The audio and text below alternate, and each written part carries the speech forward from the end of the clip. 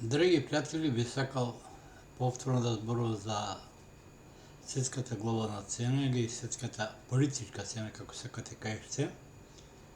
Најважно е во моментот САД, која беше единствена глобална сила. Повеќе не е, значи не е веќе сега е мултиран свет, тука се Русија и Кина, а Кина во моментот ја надмина САД на економско поле и представува главна опасност. Но тоа не ми е целта и не ми е темата на овој јавување или моја анализа. Сакам да анализирам малку ситуацијата во САД и како Бајден дојде на власт.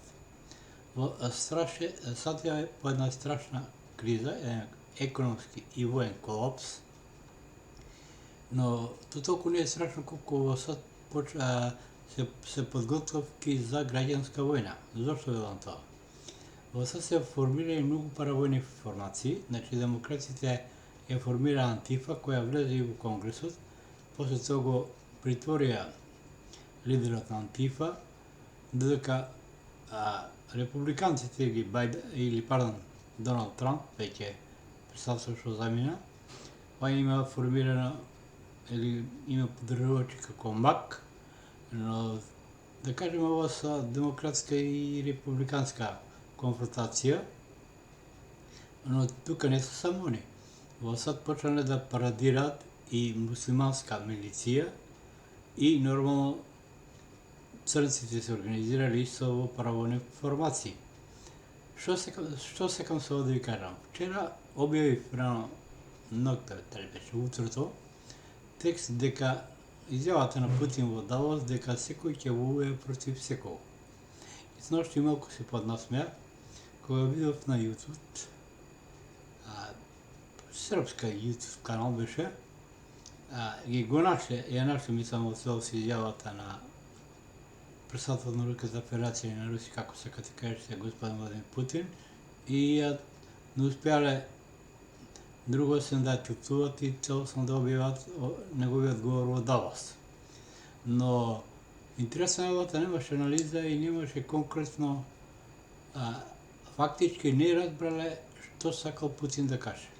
Ја верувам дека и многу од моите читатели вчера што читаа текстот, Путин кога изјавува на златната милиарда, внимавајте што правите, ќе војува секој против секога.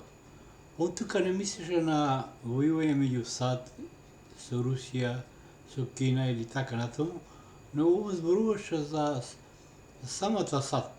Значи, за ова што би го кажал во почетокот на моето обраќање, значи во САД Русија го гледа сето тоа како се подготвуваат паравојни формации, како полека се почнува граѓанската војна. Она е неминовна, зошто е неминовна? Таа лицата што сакаше да прави златната милиарда или 500 милиони жители, мислам тоа беше нелогично, тоа може само биде сон. Ви не можете Кина, која има милиарда и 300 ден, само Кина тоа нема да ви дозволи, а да не зборувам за Индија и така натаму. Они се обидува Бил Гейтс, многу девојчиња во Индија, стереотип, вакцини да ги оневозможат да се плодат, но сето тоа беше неуспешно, тоа мало резултат даде. Коронавирусот не е вирус, тоа се знае, тоа е бактерија, но успешно со таа бактерија се борат Русија, бидејќи веќе они беа подготвени, имаат најака разновачка енција која што сака нека збаре. Да се разбере, многу пати сум рекол, никогаш што сум бил за никого, секој сум објективен, но сепак ако ме некој осуди залеп етикета, нема да ја пропати и не ме толку страф од етикети или било што, но секој што зборувам вистината, затоа овие многу не ме сакат, но ме почитуваат и ме следат. Што сакам да ви кажам, значи, говорот на Владимир Путин во Давос беше токму наменето за оние што ја сакат таа златната милиарда или 500 милиона евентуално се население на земјето, им кажува, оче вие, Господо, си букате во нога, или поточно кажано, вие си го ставате самите јажето на врат. Ја не мора да се замарам со тоа. Зошто? Ако погледаме пандемијата која беше лажна и koja najmnogo се одрази токму во САД, таму има најмногу жртви, најмногу заразени. Значи, економијата на САД во моментот е многу падната, а се проценува дека над 10% изгубиле работно место во САД, тоа е огромен процент да се разбереме, а се сметва дека нивната економија за наредните 2 до 3 најмногу години ќе падне за 40%. А тоа значи паѓање на војни и економска моќ. Иначе досега историјата не памти ни еден претседател на ингурација или да се донесе со толкова војска или поточно полиција.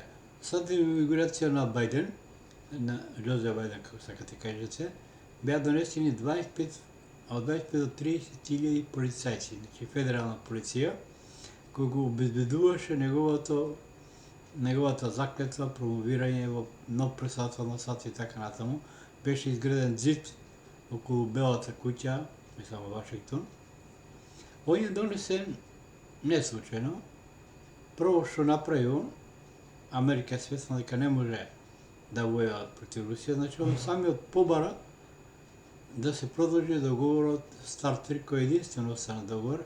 Тоа е договор за да се контролира стратешкото нуклеарно вооружување, значи вооружување кое особено сега бараа средба, бидејќи воено Русија не еден чекор, може да се каже вселенски чекор пред САД, особено со хиперсоничните ракети носачите, и Старт 3 токму тоа сака да го опфатат, но Русија успеа, да, рече ќе разговараме, но под наши услови, ние како што ќе кажеме. И втора работа САД се обиде Бајден, многу проведен начин, да ја повтори историјата со Ленин. Зошто е он со Ленин?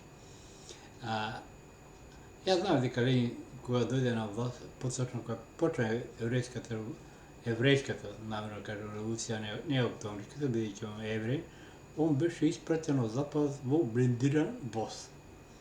И сега исто слично приказано да ја повторя Западот, на волни, значи во блиндирани автомобили е донесен до авионот кој требал да го однесе за Русија. И он е таму веднаш притворен, има зошто, значи има дело, не е тек така. И што направи, значи он од затворот не само што повика на протести, кај што во цела Русија само дали 40.000 се собраа, Москва имаше 4.000, што во емисијата случајно синоќ ја погледнав, постојано секој недела е, не ми текнало името на ненаката, мој поглед на Русија, каде вели дека Навални ги искористил и децата. Поточно, преку апликацијата Тик-Так ги повикал децата, значи 12-13 години, да дојдат на протест. Со која причина?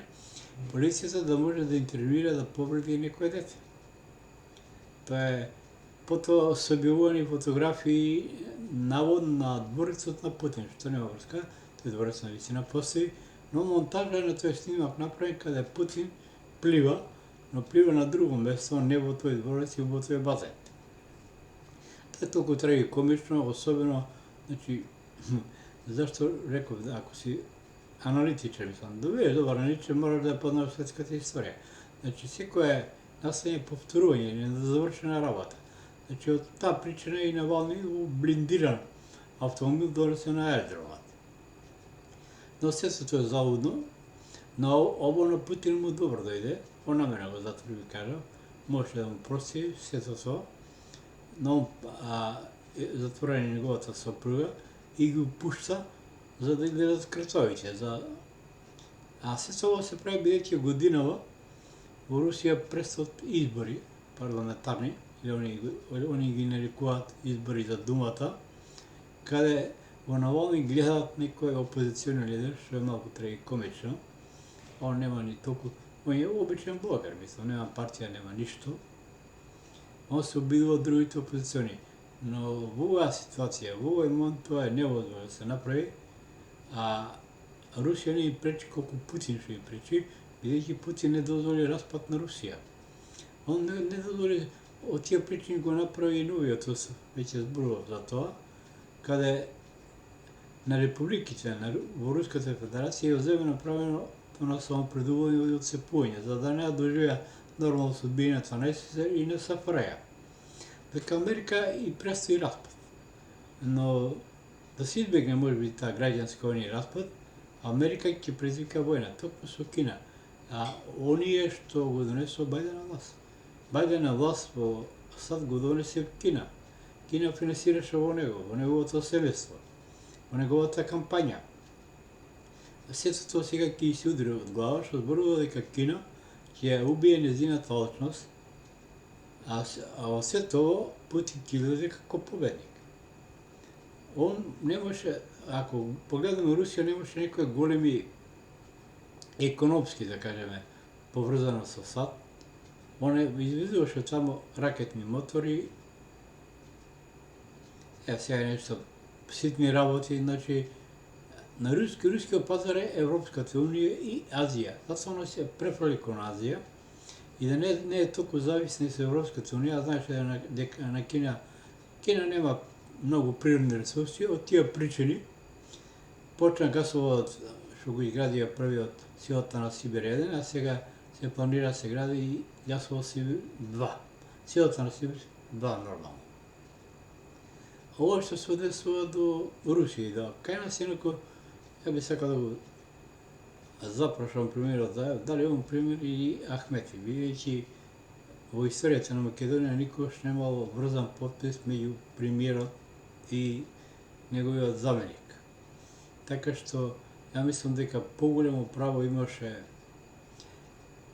министерот за внатрешни Спасовски, кога беше премиер во прелазната влада, значи за време на изборите, отколку сега актуелно премиер Зоран Заев, значи треба да се запрашаме кој е вистинскиот премиер во Македонија.